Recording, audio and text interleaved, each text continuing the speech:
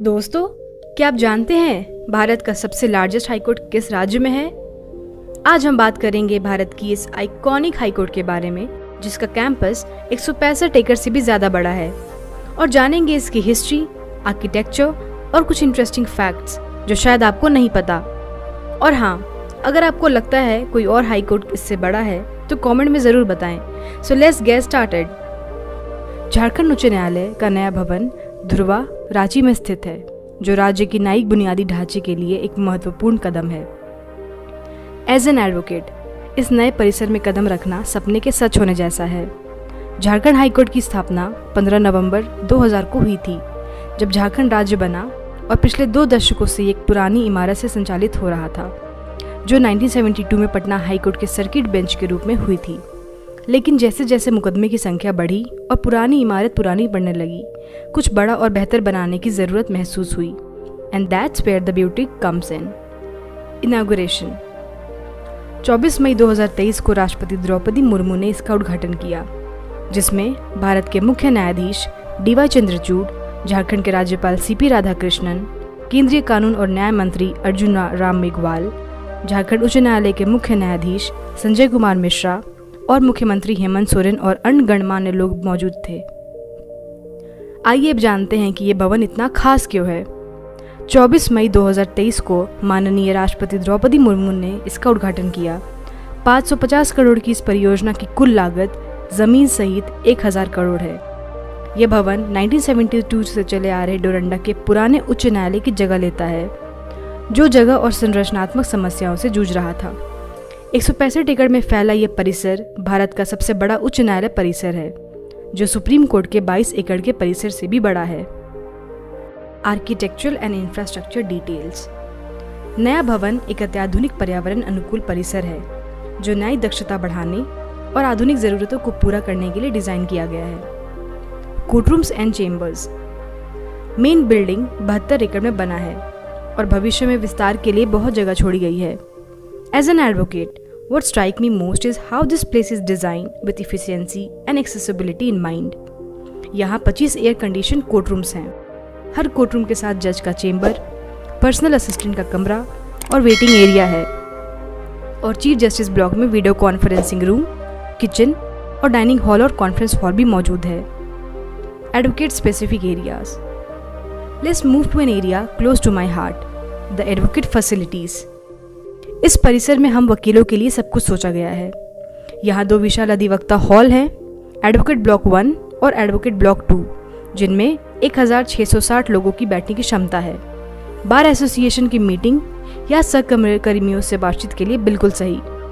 साथ ही 540 चेंबर, जिसमें 76 वरिष्ठ अधिवक्ता चेंबर हैं, अटैच टॉयलेट और पेंट्री भी है। ऐसी सुविधा जो मैंने पहले कभी कोर्ट में नहीं देखी।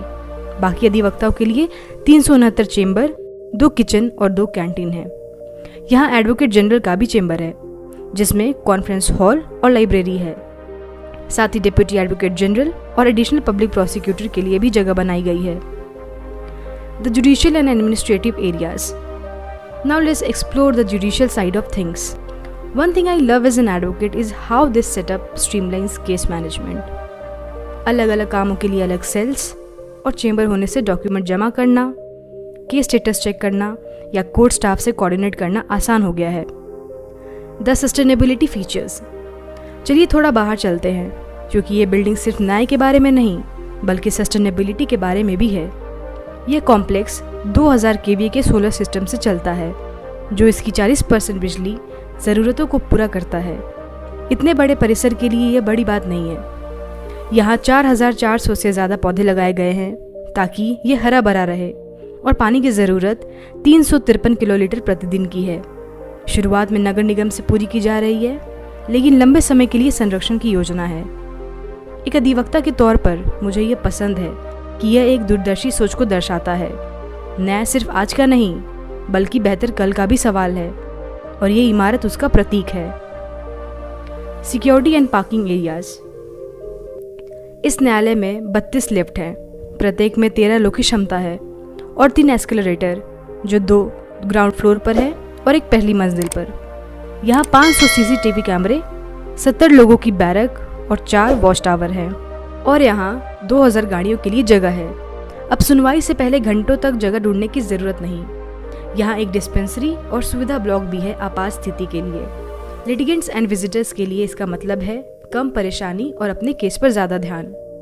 The residential and additional buildings. यहाँ एक खास बात और है, ये सिर्फ कोर्ट नहीं बल्कि एक पूरा इकोसिस्टम है।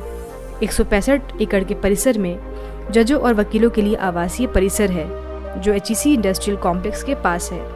एडवोकेट जनरल और सरकारी वकीलों के लिए अलग भवन है। साथ ही 2 टाइपिस्ट ब्लॉक 1 और टाइपिस्ट ब्लॉक 2 है हमारे रोज के कागजी काम के लिए। इस प्रोजेक्ट की अनुमानित लागत 460 करोड़ रुपए थी, लेकिन अब तक 550 करोड़ से ज़्यादा खर्च हो चुके हैं। यहाँ हर इंच न्याय को सुलभ और कुशल बनाने के लिए डिज़ाइन किया गया है। तो दोस्तों, यह नया झारखंड उच्च न्यायालय सिर्फ क्षेत्रफल के हिसाब से भारत का सबसे बड़ा नहीं है, यह हमारे राज्य की न्याय के प्रति प्रतिबद्धता का प्रमाण है। दिसंबर 2021 से शुरू हुई सुनवाई की लाइव स्ट्रीमिंग, जिससे हम भारत के 6ठे उच्च न्यायालय बने, से लेकर 2023 में बनी इस आधुनिक इमारत तक झारखंड एक नया मानक स्थापित कर रहा है। मुझे इस दौर का हिस्सा होने पर गर्व है। तो दोस्तों, आज के दौरे के लिए बस इतना ही। अगर आपको झारखंड उच्च न्यायालय के नए भवन की गहराई से जानकारी पसंद आई तो लाइक, सब्सक्राइब और नोटिफिकेशन बेल दबाना ना भूलें। और क्या आपने इस परिसर का दौरा किया है? नीचे कमेंट में बताएं। मिलते हैं अगली वीडियो में। जय हिंद, जय भारत।